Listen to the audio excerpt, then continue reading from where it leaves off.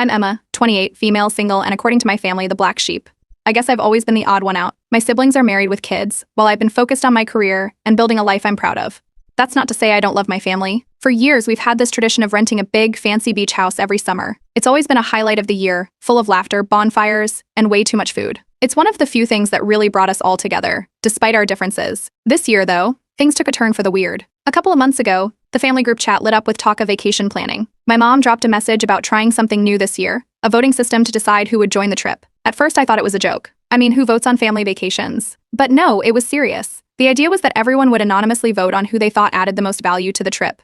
My mom framed it as a way to make the vacation fairer, whatever that meant. I didn't love it, but I figured it was just another one of those quirky family things. I mean, we've always had a bit of tension, me being the odd one out and all, but I wasn't too worried. I've always contributed. I help with the rental costs, clean up, and do my part. Plus, I'm family. I assumed that counted for something. Things started to feel off almost immediately. The group chat, which had always been buzzing with everyone's plans and jokes, got weirdly quiet. Details about the trip, like who was booking the house or which week we'd be going, started trickling in through private messages instead of the chat.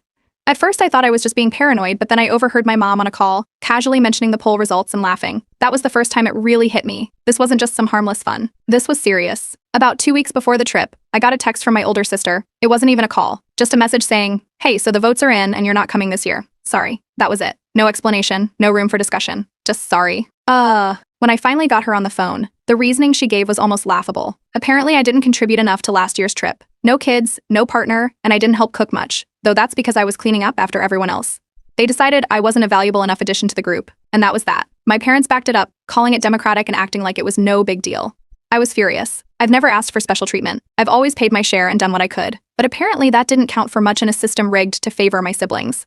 When I tried to talk to my parents about it, they brushed me off, saying the decision was final, and I needed to respect the family vote. I was hurt, but more than that, I was angry. And that's when I noticed something interesting. While sulking at home, scrolling through Airbnb listings because apparently I now had a free week on my hands, I stumbled across a very familiar house. My parents' house. They had listed it on Airbnb to help cover the costs of the vacation. That wasn't surprising, they'd done it before, but what caught my attention was the calendar. They'd forgotten to block off the week of the trip. The house was still available to book. An idea hit me like a lightning bolt. I could sit around feeling sorry for myself, or I could do something about it. Using a fake name and a prepaid card, I booked the house for the exact dates they'd be gone. The Airbnb policies meant that last-minute cancellations would leave them scrambling to find another renter, but that wasn't my problem. I had every right to book a house that was listed as available.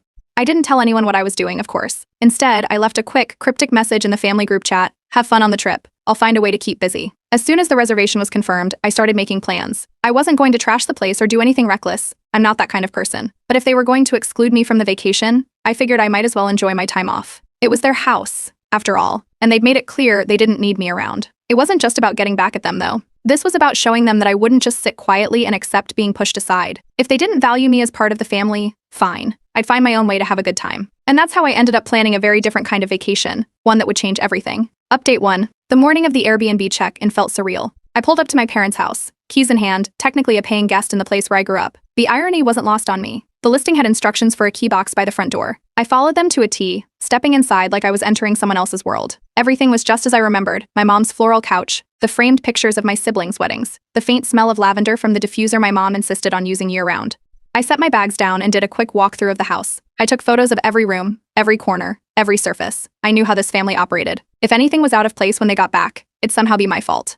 The documentation wasn't just a precaution, it was a necessity. Satisfied that I'd covered my bases, I settled in. My first call was to a couple of close friends. "Pack an overnight bag," I told them. "We're having a staycation." I made it clear this wasn't some wild house party. Respect the space, leave it clean, just enjoy the luxury my family seemed to think I didn't deserve. By the evening, my friends arrived with bags of snacks, drinks, and wide eyes at the situation I'd pulled off. The kitchen became our first order of business. I rarely cook at home. My apartment's tiny kitchen isn't exactly inspiring, but this was different. My parents' house had a fully stocked kitchen, complete with high-end appliances. We whipped up a feast: grilled steaks, roasted veggies, and a chocolate lava cake for dessert. It was the kind of meal that felt like a small rebellion. Later, while cleaning up, I wandered into the living room and noticed a stack of photo albums on the bottom shelf of the bookshelf. Curiosity got the better of me. As I flipped through the pages, I saw snapshots of family vacations from years past, my siblings and their kids building sandcastles, my mom reading on the porch, my dad grilling burgers. I was in some of the pictures, sure, but not as often as I expected. The albums seemed to focus on everyone else, highlighting their milestones, their memories. It was like I was a supporting character in my own family story.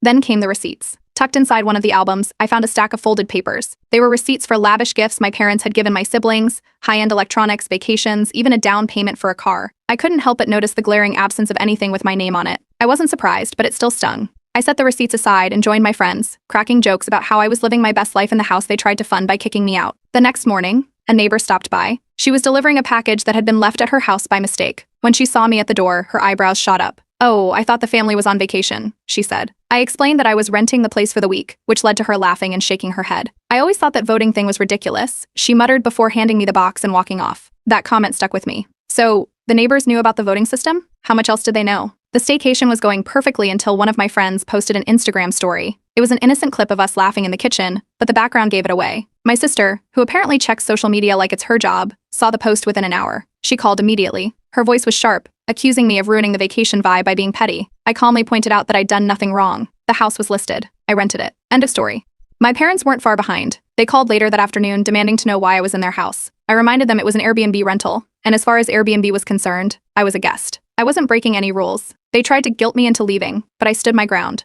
The cherry on top came when my brother texted me, calling me childish and saying I was making things harder for everyone. I couldn't resist firing back. "At least I didn't vote you out of the family." He didn't reply after that. My friends were my rock through all of this. They kept reminding me that what I'd done wasn't just justified, it was brilliant. It wasn't about being petty, it was about showing my family that their actions had consequences. By the time the week was halfway over, I started noticing something odd. I'd always known my family's finances were a little strange, but being in the house gave me a front row seat to some of the inconsistencies. There were clues everywhere, old bills, notes scribbled on calendars, bank statements left in a drawer. It was like pieces of a puzzle were scattered around, just waiting to be put together. That's when it hit me, this wasn't just about the vacation. There was something deeper going on here, and for the first time in years I felt like I was in a position to finally figure it out. Update 2. I checked out of my parents' house a day before they were scheduled to return. I made sure everything was spotless, floors vacuumed, counters wiped, and even the fridge cleaned out. I'd taken pictures of every room before I left, just in case. If they were going to accuse me of anything, I'd be ready.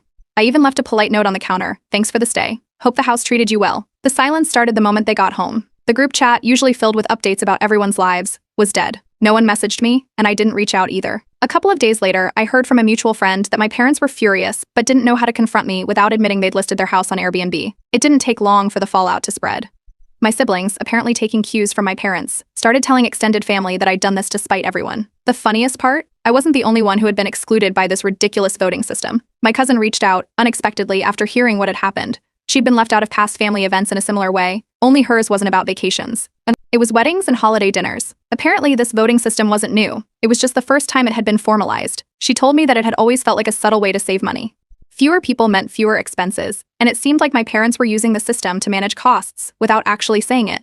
That conversation made me dig deeper. I still had access to a few financial records from when we'd shared costs for past vacations. What I found left me stunned. My parents had been charging me extra for years. While my siblings had received family discounts, I'd been paying full price, or more. My contributions had subsidized their stays, and I hadn't even realized it. I couldn't let it go. I wrote an email to my parents, carefully outlining everything I'd found. I explained how hurtful it was to realize I'd been treated differently, and I included screenshots of the discrepancies. I also mentioned the receipts I'd found for gifts they'd given my siblings, but not me. I wasn't looking for a fight, I just wanted to make it clear that I knew the truth. Their response was predictable. They didn't deny the financial inconsistencies, but framed the whole situation as a misunderstanding. According to them, the voting system was meant to encourage participation and wasn't about excluding me. They completely sidestepped the part about the extra charges. Instead, they painted me as overly sensitive and implied I was overreacting.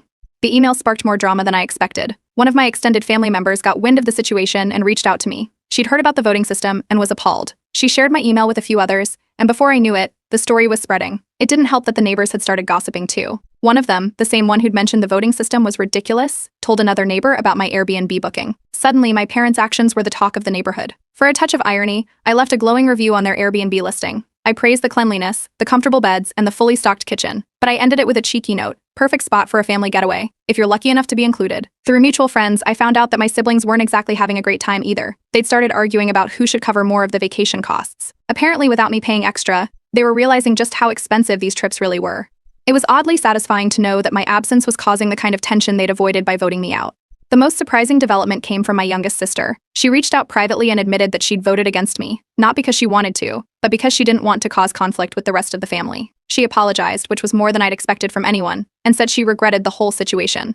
The fallout didn't stop there. The extended family started talking more openly about how my parents treated me differently. People were noticing things they hadn't before: patterns of favoritism that had gone unquestioned for years. Even my cousin, who'd felt excluded from other events, started speaking up. The more people shared their experiences, the clearer it became that this wasn't an isolated incident. By the end of it all, the family dynamic was irreversibly shifted. My parents were embarrassed but refused to take responsibility. My siblings were too busy arguing among themselves to address the bigger issues. And me? I realized I didn't need their validation anymore. For years, I'd bent over backward trying to be included, trying to prove my worth. But now I saw their behavior for what it was, unfair and self-serving. I wasn't going to let their treatment of me define my worth anymore. If they wanted to keep playing favorites, that was on them. I had my friends, my career, and a growing sense of independence. This wasn't just about the vacation anymore. It was about reclaiming my place in the story, not as the black sheep but as someone who wouldn't be pushed aside. Update 3. The week after I sent that email was eerily quiet. No one replied. The family group chat, which had been buzzing with passive-aggressive comments just days before, suddenly went silent. It felt intentional, like everyone was avoiding me. A few days later, my cousin, the one who'd reached out earlier, called to fill me in on what was happening behind the scenes. Apparently, my parents were embarrassed. They thought my actions, especially renting their house and sending that email, were childish. But instead of addressing it, they were pretending like it wasn't a big deal. The cousin told me my siblings were even more divided. My older brother had taken to posting cryptic messages on social media, things like, "Some people thrive on drama and family should mean forgiveness, not pettiness." It didn't take a detective to figure out who those posts were about. Then came the real bombshell from my cousin. The vacation voting system wasn't just about saving money, like we'd assumed. She had overheard my parents talking about it during a family gathering months ago. It turns out they thought it was a good way to avoid complicated dynamics. In other words, they wanted fewer people around who might stir the pot. Apparently, I fell into that category because I wasn't married, didn't have kids, and didn't fit into their idea of a perfect family unit. It wasn't just about money, it was about controlling the narrative. The more my cousin and I talked, the more we realized this wasn't new behavior. Growing up, there were always little signs of favoritism. My siblings had bigger allowances, better gifts, and more attention for milestones like graduations and birthdays. Meanwhile, I was always expected to just understand when things were different for me. It wasn't blatant enough to call out back then, but looking at it now, it was obvious. After almost a week of silence, my parents suddenly decided they wanted a family meeting. They framed it as a way to clear the air, but the terms were very telling. The meeting would be at their house, on their schedule, and there was no mention of an apology or acknowledgement of the issues I'd raised. It felt more like a setup than an actual attempt to fix anything. This time I stood my ground. I told them I wouldn't attend unless they were willing to address the favoritism and the financial discrepancies openly. I wasn't going to walk into a situation where I'd be ambushed or gaslit into thinking I was the problem. My refusal didn't sit well. My older siblings doubled down on their narrative that I was overreacting. But something interesting happened too. My youngest sister, the one who'd already apologized privately, started speaking up. She told me she understood my perspective and admitted that she'd been noticing the favoritism too. Having her support meant more than I realized, especially since it added more tension to the family dynamic. Then came the financial bombshell. While going through some old files, I found a folder with even more receipts. These weren't just for the expensive gifts my siblings had received. They were for the past vacations we'd all taken as a family. The math was clear. I'd been paying significantly more than my siblings for years. My share of the costs was inflated, while theirs was conveniently reduced. I took screenshots of everything and sent another email to the entire family. This one was less emotional and more factual. I laid out the numbers and asked for an explanation. The response was as vague as it was predictable. My parents didn't deny the numbers but claimed that everyone contributes in their own way and that the system had always been fair. They avoided addressing the specific discrepancies and instead tried to frame the situation as a misunderstanding. One of my siblings even admitted they'd known about the uneven contributions but assumed I didn't mind because I never brought it up. Things escalated when my cousin decided to call her own family meeting. This one wasn't just for our immediate family, but for some of the extended relatives who'd been gossiping about the situation. She laid everything out, how the voting system worked, the financial inconsistencies, and the clear favoritism. It was like ripping the lid off a pressure cooker. The fallout was immediate. Some family members sided with me, saying they'd noticed the favoritism but had never felt it was their place to speak up. Others tried to justify my parents' behavior, claiming it was normal for parents to prioritize certain kids based on their needs. The divide was palpable, and it felt like this was the first time anyone had openly acknowledged the unspoken rules that had been running our family for years. By the end of the week, the family dynamic was in shambles. My parents were avoiding direct confrontation, my siblings were fighting amongst themselves, and extended family members were taking sides. For the first time, I didn't feel like the black sheep. I felt like the person who finally called out the broken system. This wasn't just about the vacation anymore. It was about years of inequality finally coming to light. And while the fallout was messy, I couldn't help but feel like it was long overdue. Update 4. The silence from my family stretched on, but the frustration of being ignored finally pushed me to take a different route. I shared my story anonymously on a community platform where people discussed family drama, unfair treatment, and complicated relationships. I laid out the facts, the voting system, the financial discrepancies, and the years of favoritism. The response was overwhelming. Hundreds of comments poured in, most of them supportive, validating my decision to stand up for myself. Some people even shared similar experiences with their own families, which made me realize just how common these dynamics are. Word of my post spread faster than I expected. A few days later, my cousin told me that my parents were panicking. Somehow, the story had made its way back to them, though they didn't know it was me who shared it. Their main concern? Their reputation in the community. My parents have always been the type to care deeply about appearances, so the idea that people might see them as unfair or exclusionary was clearly getting to them. Around the same time, a family friend reached out to me. She told me she'd noticed the favoritism for years, but had never felt it was her place to say anything. She shared a few stories about times my parents had prioritized my siblings over me, things I hadn't even realized at the time. It was strange to hear someone outside the family validate what I'd been feeling for so long. Then my cousin dropped another bombshell. While talking with one of my older siblings, she learned about a secret savings fund my parents had set up years ago. The fund was meant to help pay for their grandchildren's college tuition, but it only included my siblings' children. Any future children I might have were excluded. When I asked my cousin how she knew for sure, she said my sibling had casually mentioned it, assuming I already knew. When my parents eventually caught wind that I knew about the fund, they tried to spin it as a gift for the grandkids and claimed it wasn't meant to exclude me. But the math didn't lie. The fund was structured to benefit only my siblings' kids, and there was no mention of it ever being adjusted if I had children of my own. That wasn't just favoritism, it was financial discrimination. At this point, my siblings started turning on each other. One of my older brothers accused another of stirring the pot by letting me find out about the fund. The argument escalated, with one sibling claiming that if someone had just defended me earlier, none of this would have happened. It was a mess, and I wasn't even involved in those conversations. Meanwhile, my parents doubled down on their attempts to gaslight me. They claimed the fund wasn't personal and that I was making a big deal out of nothing. But I wasn't buying it. I decided to consult a lawyer. I wanted to make sure that if the fund technically included all grandchildren, my future kids couldn't be excluded just because of my parents' preferences. After reviewing the details, the lawyer confirmed there was a case to be made if they tried to exclude me unfairly. With that knowledge, I sent my parents a formal letter. It wasn't a threat, it was a clear explanation of my expectations. If they wanted to keep the fund exclusive, they'd need to justify it legally. I made it clear I wasn't going to back down. This letter caused even more division in the family. My youngest sibling, who had already apologized to me privately, confronted my parents openly for the first time. She accused them of creating this mess by playing favorites for years and demanded they address the situation honestly.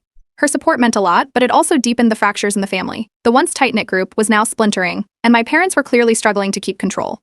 The gossip in the neighborhood didn't help. One neighbor casually mentioned to me that my parents had been bragging about the voting system before the vacation. They'd called it a great way to manage vacation dynamics, but now that people knew how it had turned out, the tone had shifted. To add to their problems, I decided to update my Airbnb review of their house. This time I left a more formal review. I didn't name them, but I hinted at the issues with the hosts, mentioning a lack of fairness in dealings. Within days, I noticed their listing had fewer bookings, and my cousin confirmed that some potential renters had canceled. Sensing they were losing control, my parents finally reached out, asking to meet and talk things through. But I wasn't about to walk into another ambush. I insisted on meeting at a neutral location with a witness present.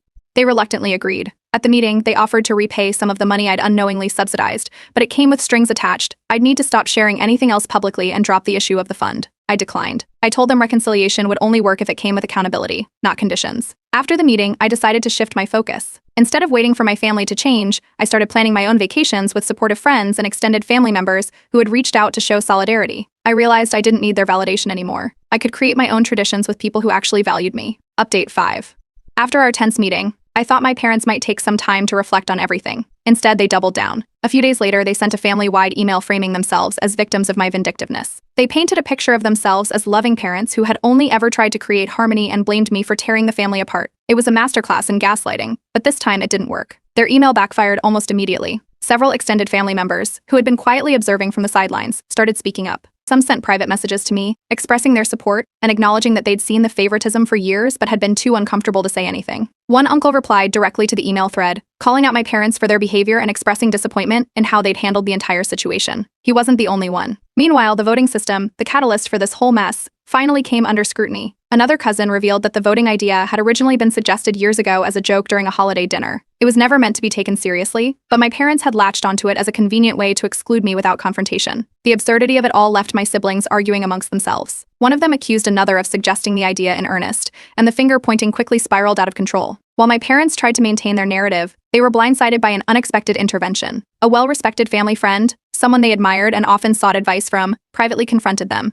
She urged them to address the situation, honestly, before they lost me completely. My cousin told me about the confrontation later, and while I didn't expect much to change, it was validating to know someone else had stepped in on my behalf. Not long after, I received an unsigned letter in the mail. It was an apology for the vacation vote, vaguely acknowledging that it had been unfair and poorly handled. While it wasn't explicitly stated, the tone of the letter hinted that it might have come from my dad. He didn't follow up or admit to writing it, though, so I didn't dwell on it. At the same time, I decided to take one final legal step. After consulting my lawyer, I filed a formal complaint to ensure the family trust fund followed the legal guidelines that specified all grandchildren. This move sent ripples through my siblings, who suddenly realized that their own children's benefits might be at risk if my parents didn't comply. It created even more tension, but I knew it was the right thing to do. The pressure seemed to be getting to my parents. They quietly took down their Airbnb listing, likely realizing that their actions had alienated not just me but also some of their neighbors and community. My cousin later confirmed that the neighbors were gossiping about the whole situation, and my parents were clearly uncomfortable with the scrutiny. Amid all the chaos, life outside my family drama took a surprising turn. I received a major promotion at work, one that allowed me to focus on my personal goals and gain more financial independence. It was a silver lining in an otherwise tumultuous time, and it gave me the clarity to prioritize what really mattered.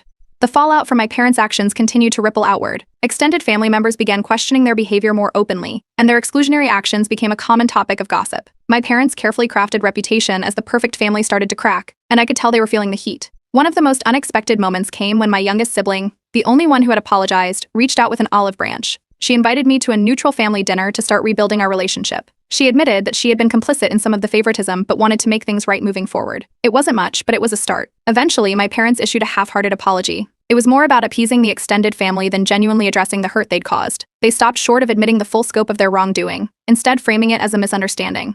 I let them know that any future reconciliation would need to come with genuine accountability and a commitment to treating me as an equal, not as an afterthought. With that chapter closed, I decided to focus on creating new traditions. I organized a trip with supportive friends and cousins, people who had stood by me through the drama. It was refreshing to spend time with people who valued and respected me for who I am, not for what I could contribute financially or socially. Looking back, the whole ordeal taught me more than I ever wanted to know about family dynamics and favoritism. But it also showed me the importance of standing up for myself and setting boundaries. I've stopped chasing validation from people who don't see my worth. Instead, I'm building a life and a chosen family that brings me joy and fulfillment. For the first time in a long time, I feel free.